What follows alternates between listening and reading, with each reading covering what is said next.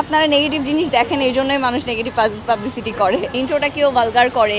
ইউটিউবারদেরকে দেখে দেখে ইন্সপিরেশন নিতাম। যদি একদম শুরু থেকে বলি তাহলে বলতে হয় যে তখন আর কি সোশ্যাল মিডিয়া প্ল্যাটফর্মস ইনফ্লুয়েন্সিং বা ব্লগিং যে ব্যাপারটা এত রেগুলার ছিল না, একদমই রেগুলার ছিল না। আমরা যখন স্টার্ট করছি তখন মানুষ বলতো ইনফ্লুয়েন্সার কী বা ব্র্যান্ড প্রমোশন কী, এগুলো তারা বুঝতো না। So day by day actually মানুষ এগুলো অনেক ভালোভাবে বুঝতেছে, অডিয়েন্সও গ্র্যাপ করছে যে আসলে আমাদের কাজটা কী। সো ফার্স্টের দিকে এগুলো থেকে অনেক বেশি নেগেটিভ ইম্প্যাক্ট আসতো। তখন মনে হতো যে না, I have to take over from this career. But আস্তে আস্তে যখন দেখলাম যে না, audience are literally getting positive day by day, তখন আর কি অ্যাজ এ ইনফ্লুয়েন্সার এস্টাবলিশড হওয়া আর কি। হেট কমেন্টস অ্যাকচুয়ালি আগে অনেক ম্যাটার করতো, এখন আর ম্যাটার করে না। এখন মনে হয় যে মানুষ বলবেই, আপনি যাই করতে চান না কেন সেখানে পজিটিভ মানুষও থাকবে, নেগেটিভ পাবলিসিটিও থাকবে, সব কিছু মিলায় আপনাকে এগিয়ে যাইতে হবে। That's the actually motive. আপনারা নেগেটিভ জিনিস দেখেন, এই জন্যই মানুষ নেগেটিভ পাবলিসিটি করে। না করতেন তাহলে আর দেখতো না।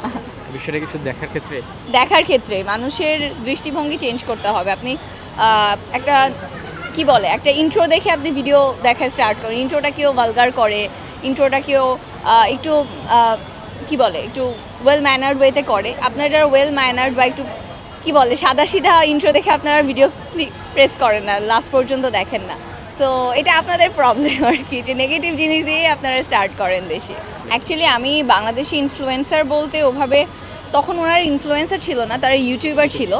সো আমি ইউটিউবারদেরকে দেখে দেখে ইন্সপিরেশন নিতাম। ফার্স্টের দিকে আমার ভালো লাগতো, সালমান মুক্তাদিরের কাজ অনেক ভালো লাগতো, ওর কন্টেন্টসগুলো অনেক ইন্টারেক্টিং হইতো, দেখতে মজা লাগতো। সো ওকে দেখে অ্যাকচুয়ালি বোঝা যায় সোশ্যাল মিডিয়া প্ল্যাটফর্মে কীভাবে কাজ করা যায়। সো আইডল না, আই রিয়েলি লাইক হিম আ লট। বারিশাপুর কাজ ভালো লাগে। কয়েকদিন আগে আমাদের একটা ওপেনিং ছিল উত্তরাতেই একটা শোরুমের, সো ওনার সাথে দেখা হলো, আমরা একসাথেই ফিতা কাটছি। So she was really nice to me. আমি অ্যাকচুয়ালি অভিনয় বলতে কি, আমার মনে হয় যে সব সেক্টর নিজেকে একটু একটু করে দিতে চাই না, একটা জায়গায় এস্টাবলিশড করে নিজেকে, তারপরে যদি ইন ফিউচার কোনো বেটার অপশন পাই তাহলে ডেফিনেটলি আইল ট্রাই। যদি বলেন যে সানসেট বিনসে এসে কেমন লাগছে, it's a really amazing place. এরকম রুফটপ রেস্টুরেন্টস বাংলাদেশে খুবই কম আছে। আমার কাছে খুবই ভালো লাগছে তাদের অ্যাম্বিয়েন্স, সব কিছু, লাইটিংস, তাদের যেই শ্যান্ডেলারগুলো লাগিয়েছে, লাইটসগুলো, সব কিছু অনেক নাইস ছিল। I am waiting for the foods, কখন আসবে রিভিউ করবো আর কি তারপর।